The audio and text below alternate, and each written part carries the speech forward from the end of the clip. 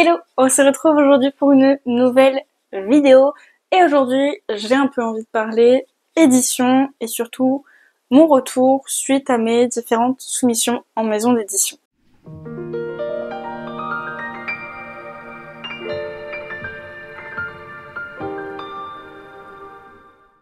Le but de cette vidéo c'est d'encourager ceux et celles qui souhaitent être édités à envoyer son ou ses manuscrits en maison d'édition. En ayant parlé, je crois que c'est notamment sur Twitch en live avec des auteurs et des autrices qui ont carrément peur d'envoyer leurs manuscrits ou même qui ne veulent pas l'envoyer en se disant que dans tous les cas, ils ont aucune chance. J'avais envie un peu de partager mon expérience pour potentiellement vous donner, pas forcément vous donner envie, mais vous rassurer et vous pousser à le faire quand même, à les envoyer. Voilà. Donc pour remettre un peu de contexte pour ceux et celles qui n'ont pas forcément vu mes autres vidéos ou ne connaissent pas trop mon contenu, jusqu'à présent j'ai soumis 2 romans en maison d'édition, dont un que j'ai fait en 2 salles d'envoi. Donc le tout premier c'était, alors avant il s'appelait The Perfect Match, maintenant il s'appelle The Matchmaker, c'est ma toute première romance contemporaine que j'ai fini d'écrire. Donc je l'ai envoyé dans une première salle de maison d'édition. Ensuite, comme j'ai eu des retours négatifs ou pas de retours, je l'ai fait bêta lire professionnellement. C'était une bêta lecture simple parce que c'était le seul truc qui rentrait dans mon budget, mais quand même. Et je l'ai renvoyé à d'autres maisons d'édition. Donc ça, c'est il y a bien 2-3 ans maintenant. Hein.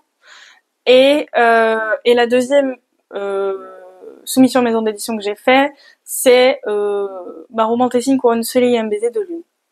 Et là, c'est plus cette année, début, mi-2025, que je l'ai envoyé en maison d'édition.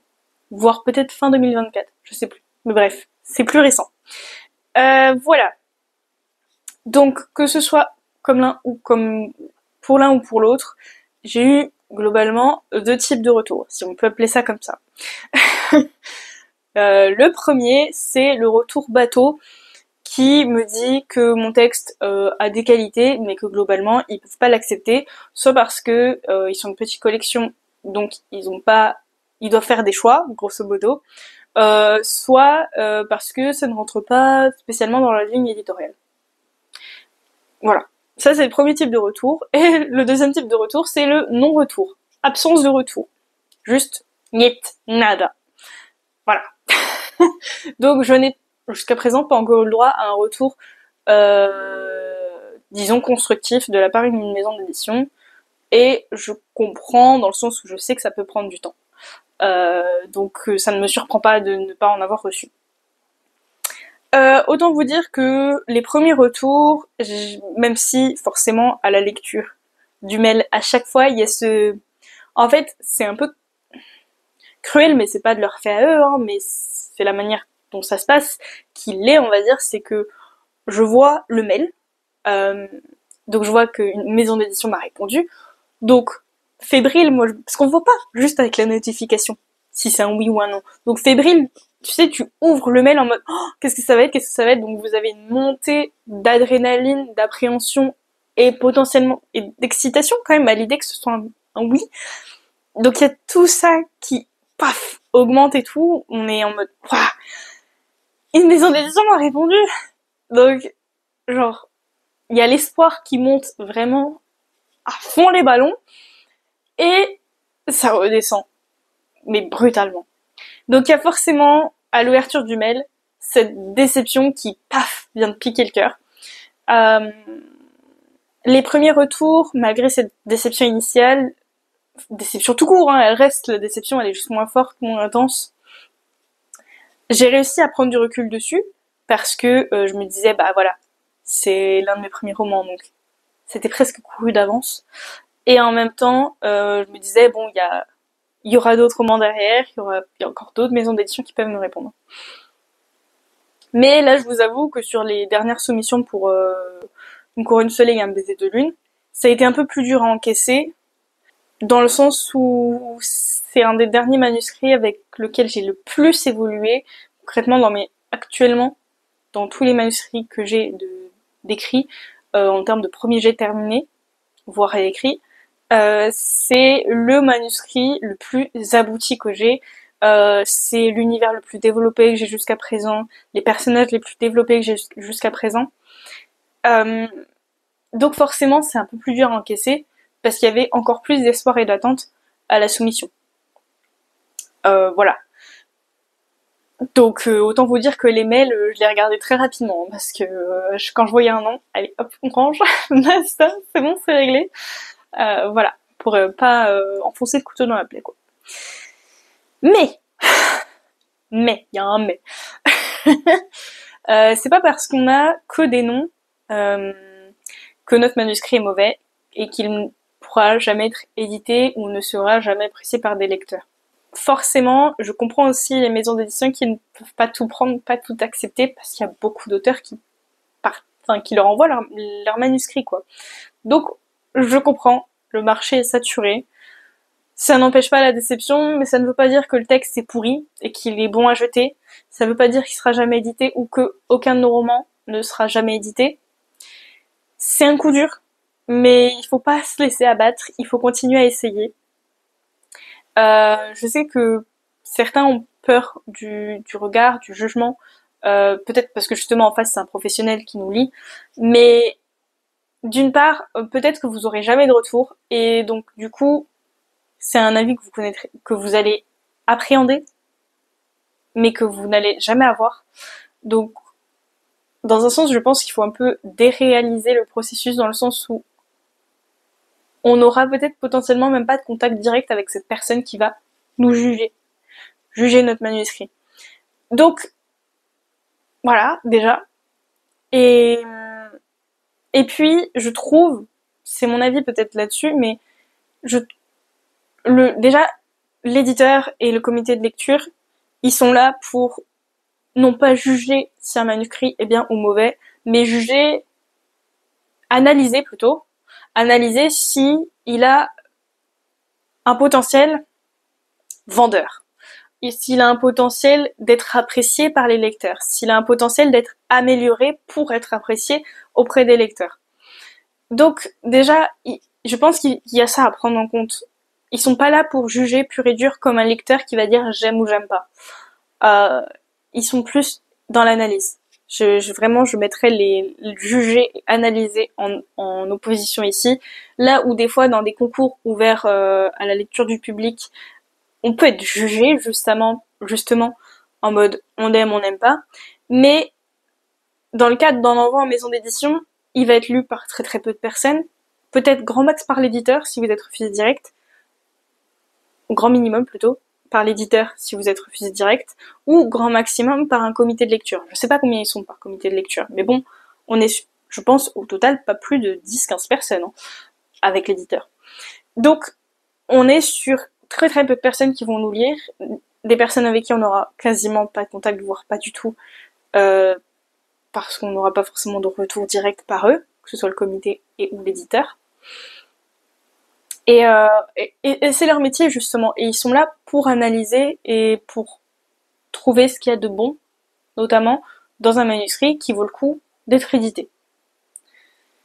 Donc, je comprends hein, évidemment les auteurs et les autrices qui ont peur du regard de l'éditeur, parce qu'en plus voilà, c'est un professionnel, il connaît les livres, il en lit tous les jours, voilà.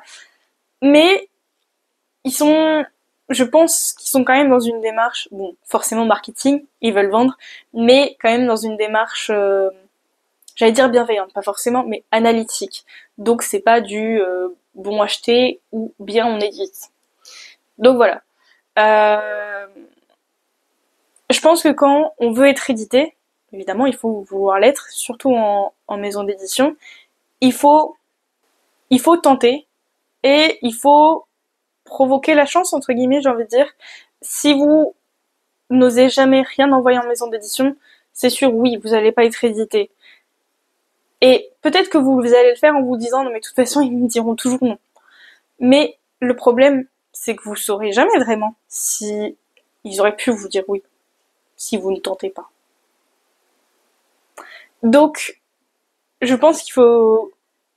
Alors voilà, chacun voit ce qu'il veut voir et fait comme il le sent, évidemment. Mais je pense que si vraiment on veut être édité, il faut se donner la possibilité que ça arrive. Euh, et donc ça passe par essayer de l'envoyer en maison d'édition.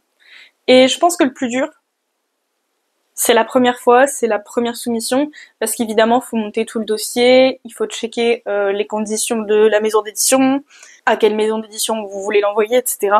Et je pense que une fois qu'on le fait une fois, c'est un peu répétitif, mais voilà, une fois qu'on a essayé, je pense que ça, évidemment, ce sera pour certains et peut-être pas pour tout le monde, mais ça peut juste débloquer et faire le petit déclic en mode ah c'est que ça finalement. Vous voyez ce que je veux dire? Et et voilà, avoir aussi son premier nom, c'est dur, mais ça, comment dire, ça dédramatise aussi un petit peu le truc. En fait, c'est juste un nom finalement. C'est dur, hein, mais c'est juste un nom. Et ça n'arrête pas tout. Ça n'arrête pas le fait qu'on continue d'écrire, de rêver, d'être édité, etc. Voilà. Je pense vraiment qu'il faut provoquer les occasions potentiellement d'être édité, participer aux appels à texte, envoyer en maison d'édition. Les concours, c'est un peu plus différent parce que des fois, c'est ouvert à la lecture du public et ça, je comprends que tout le monde ne veuille pas forcément y participer. Mais voilà, je pense vraiment qu'il faut tenter parce que si vous donnez jamais la chance que ça puisse arriver, forcément, ça n'arrivera pas. Et je sais que c'est dur, hein. Je sais que c'est dur de le faire la première fois. Il y a beaucoup d'angoisse. Je sais aussi que c'est dur de se prendre les noms et de continuer à espérer. Moi, en ayant eu quelques noms, je vous dis pas que c'est facile tous les jours et que j'y crois tous les jours que je vais être éditée. C'est même plutôt l'inverse. Mais il y a une partie de moi qui me dit je suis trop lancée dans ça pour me dire maintenant j'arrête tout, de toute façon je serai jamais éditée. Et aussi surtout j'ai trop d'idées pour me dire que j'arrête et que ça ne vaut pas la peine.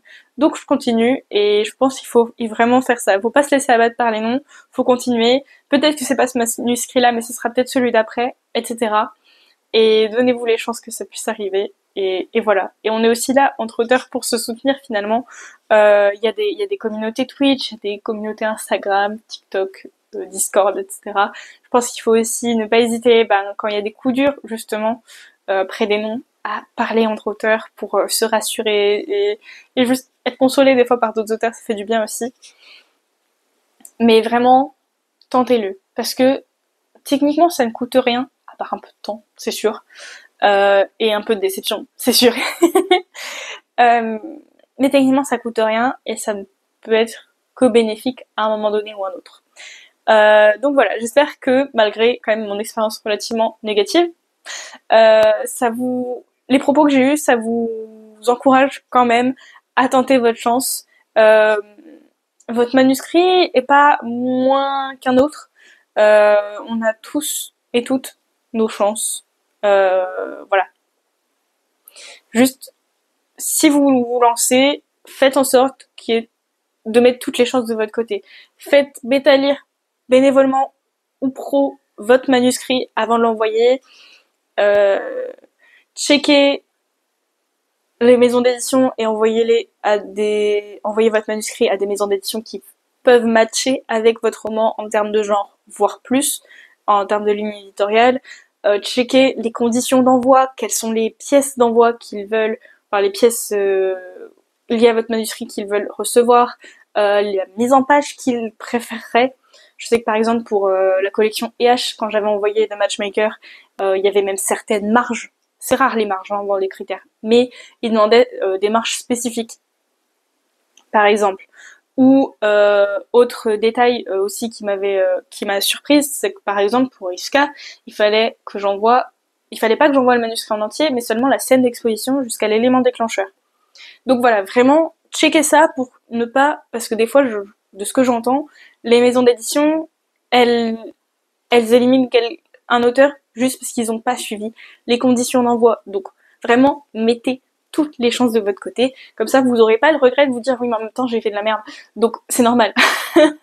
Ou peut-être que justement, ça aide à accepter le refus. Mais bon, voilà. Mettez toutes les chances de votre côté en faisant gaffe à comment vous soumettez votre manuscrit. Et voilà. Et je vous souhaite à tout le monde, enfin tout le plus d'auteurs et d'autrices possibles qui me suivent, ou même globalement, d'être édité un jour ou l'autre, que ce soit en maison d'édition ou auto-édition. Je souhaite à tout le monde qu'on réussisse voilà, à atteindre nos objectifs en termes d'édition. Et voilà, je pense que c'est tout pour cette vidéo. C'était un peu brouillon, un peu confus, la manière dont j'ai organisé mon propos. J'espère que mon expérience ne vous décourage pas et qu'au contraire, mes propos vous aident à relativiser un peu les choses concernant l'envoi en maison d'édition. Et sur ce, n'hésitez pas à me dire voilà ce que vous en pensez, votre vision des choses par rapport à l'édition. Et on se dit à très bientôt pour une prochaine vidéo. Ciao!